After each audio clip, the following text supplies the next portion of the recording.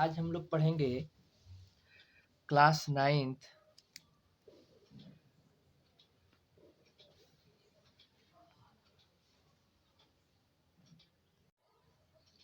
Subject math.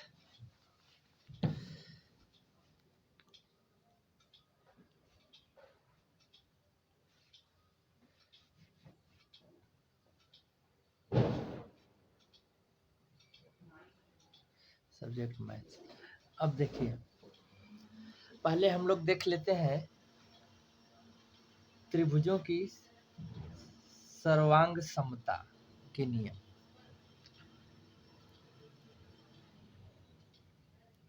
त्रिभुजों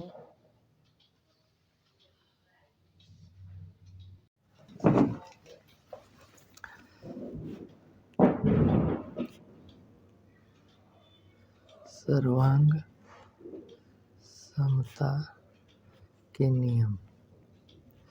त्रिभुजों के सर्वांग समता के नियम, इस पर थोड़ा सा हम लोग प्रकाश डाल लेते हैं। तो देखिए, सर्वांग समता के नियम है एक एस एस, ठीक है। दूसरा हो गया आपका एस एस,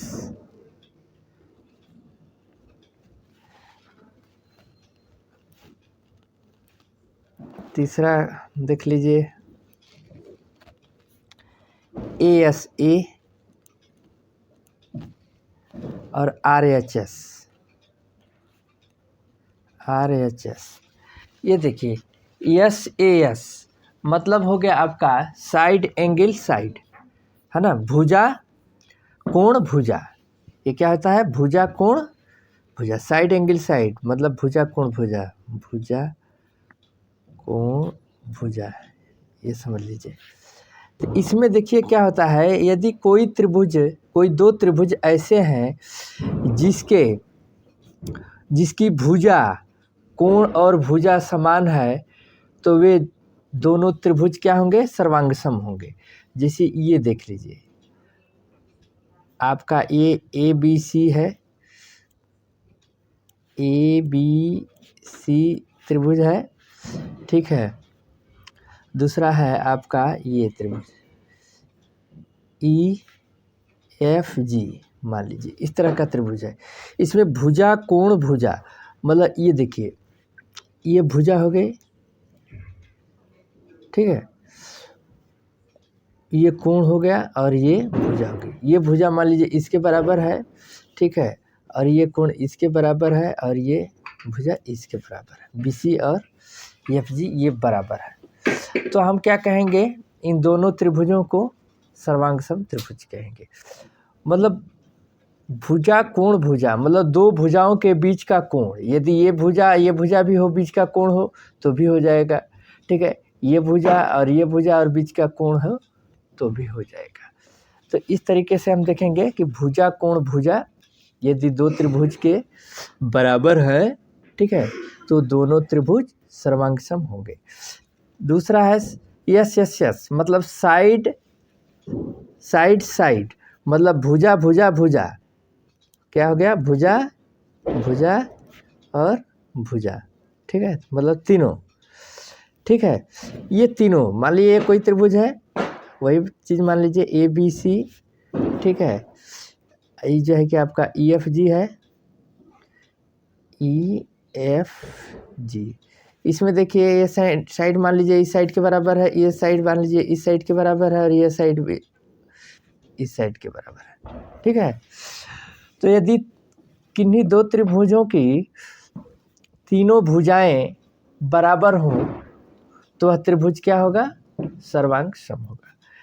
तीसरा देखिए ए एस ए का मतलब क्या है? एंगल साइड एंगल, मीन्स क्या हो गया? कोण भुजा फिर कोण, ये तीनों चीज मान लीजिए कि इस तरीके का है।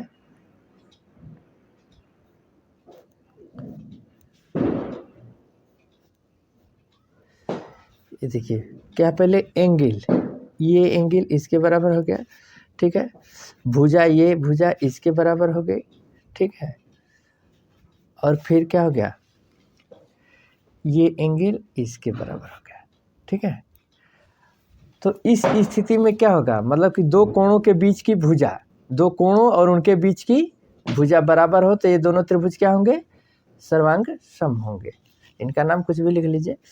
RHS, ये देखिए, ये मतलब कि जो समकोण त्रिभुज होते हैं,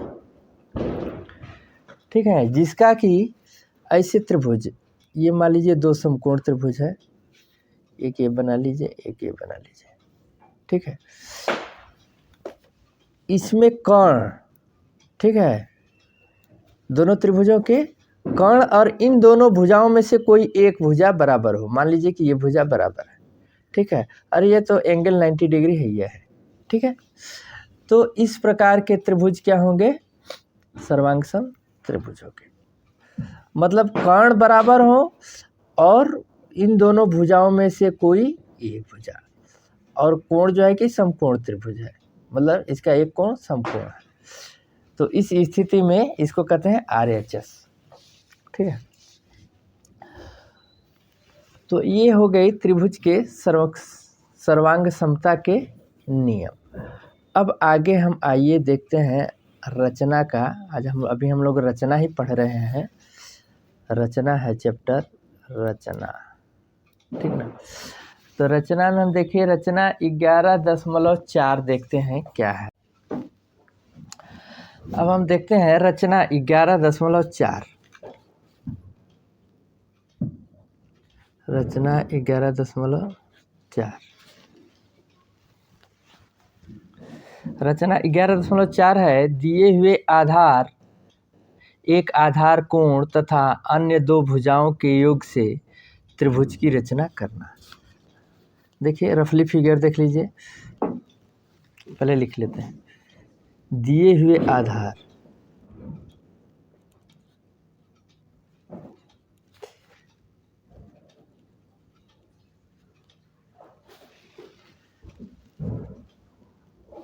एक आधार कोण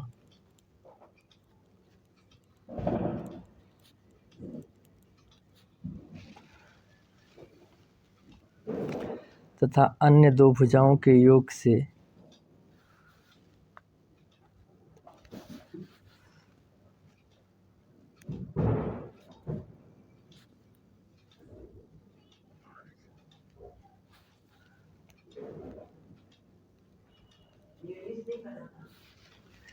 त्रिभुज की रचना करना।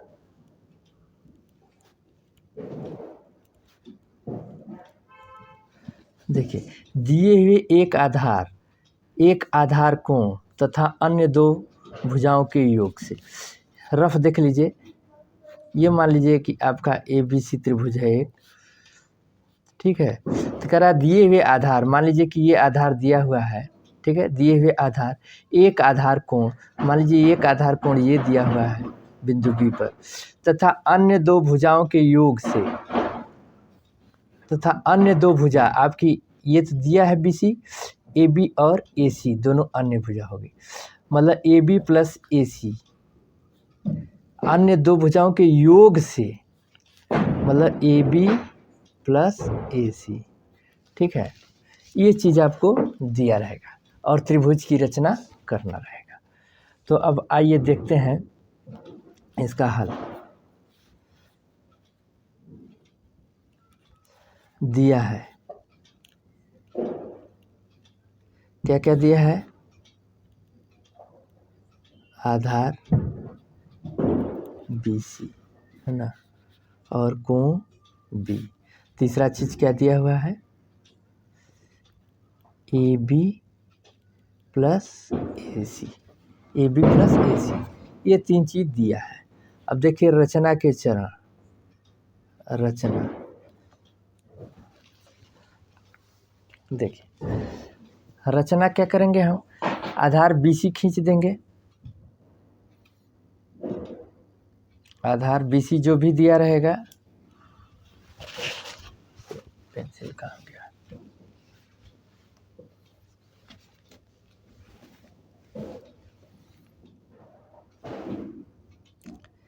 ये आप आधार BC खींच लिए, ठीक है, ये BC हो गया। बी और सी। क्या कर रहा है, बिंदु बी पर जो कोण दिया रहेगा उस कोण को बनाती हुई हम रेखा खींच लेंगे। ये मान लीजिए हम बिंदु बी से कोण बनाती हुई बीएम रेखा खींच लिए, बीएम रेखा आप खींच लिए। अब ए बी प्लस ए सी हमको दिया हुआ है, हमको बी सी दिया था, बी सी खींच लिया, कोण बी दिया था जितने एंगल का, हमने कोण बी खींच लिया। अब क्या दिया है, ए बी प्लस ए सी दिया है, तो ए बी प्लस ए सी हम जो है कि उस जितना रहेगा उतना बराबर लेके हम इसको काट लेंगे।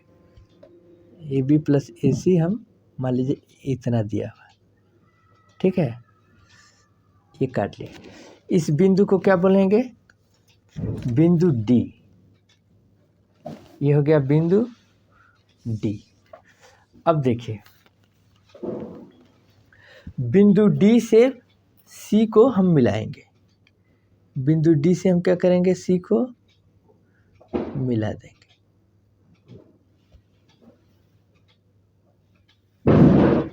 बिंदु डी से सी को मिला दिया। अब दूसरा चीज देखिए, इस कोण के बराबर ये जो कोण होगा, ठीक है, इस कोण के बराबर, अरे इसको तो ऐसे बनाना,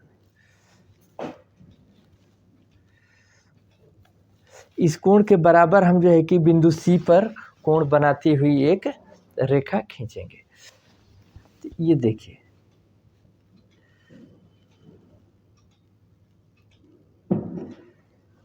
तो इस कोण के बराबर कैसे रेखा खिंचाएगा, ये देखिए, इस पर एक चाप लगा दीजिए आप।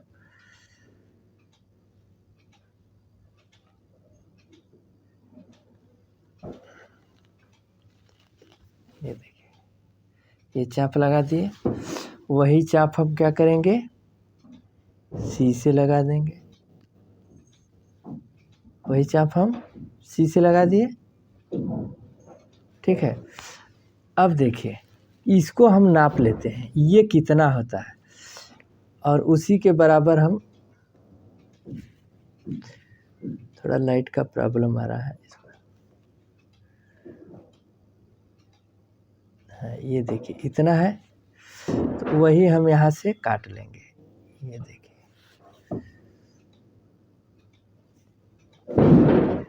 ये देखिए यहाँ पर काट रहा है, ठीक ना। अब इसको मिलाती हुई रेखा हम खींच लेंगे।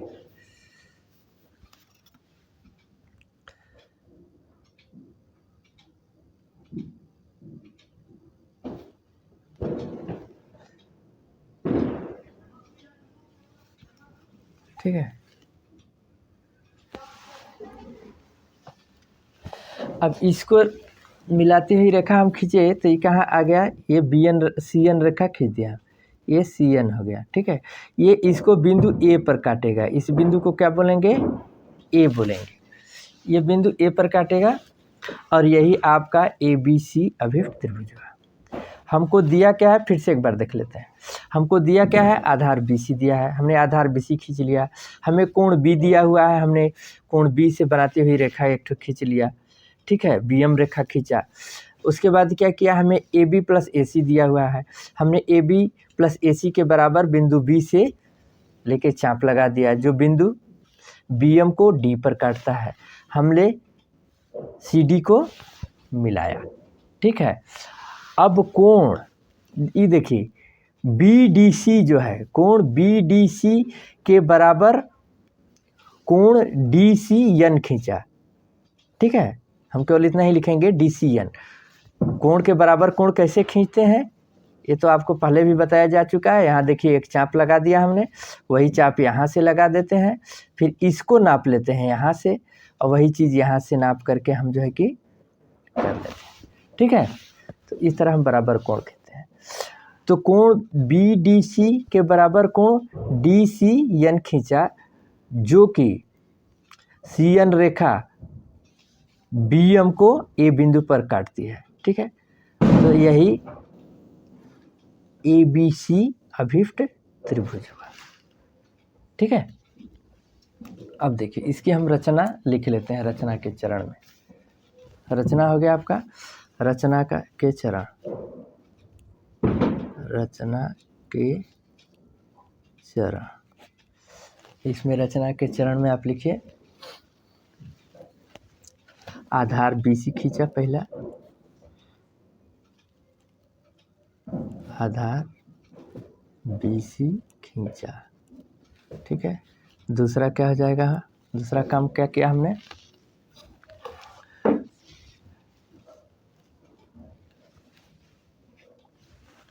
बिंदु B पर दिए गए कोण के बराबर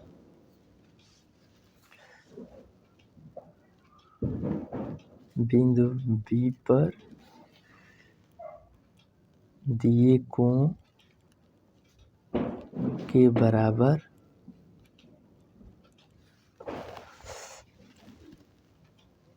कोण MBC,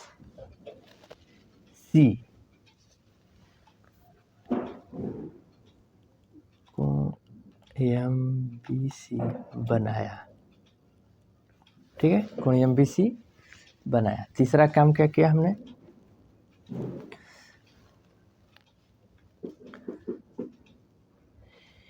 AB plus AC, AB plus AC के बराबर BD काटा, ठीक है। AB प्लस AC के बराबर BD काटा और CD को मिलाया। चौथा क्या करेंगे, CD को मिलाया। पांचवा क्या करेंगे, कोण BDC, कोण BDC के बराबर कोण DCN बनाया।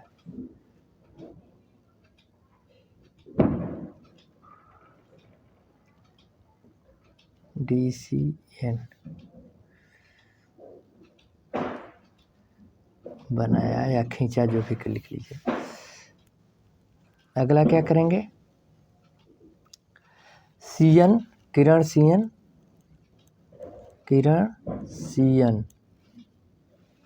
BM को A पर काट दें।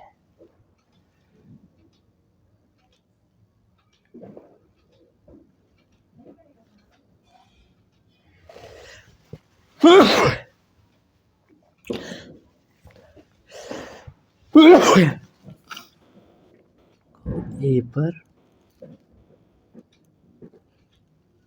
काटते हैं।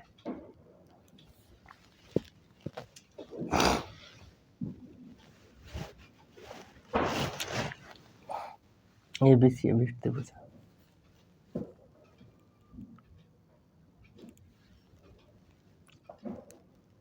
अब त्रिभुज ABC अभिष्ट त्रिभुज,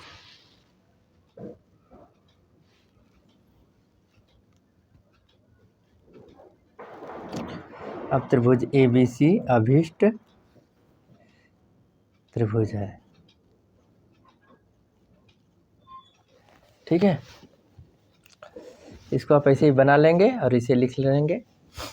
आगे क्वेश्चन आप लोग देखेंगे, फिर हम अगली रचना आपको बताएंगे, ठीक है। बस आज इतना ही, यहाँ पर मैं अपने घर के बच्चों को पढ़ा रहा हूँ, आगे दूसरे दिन बताएंगे।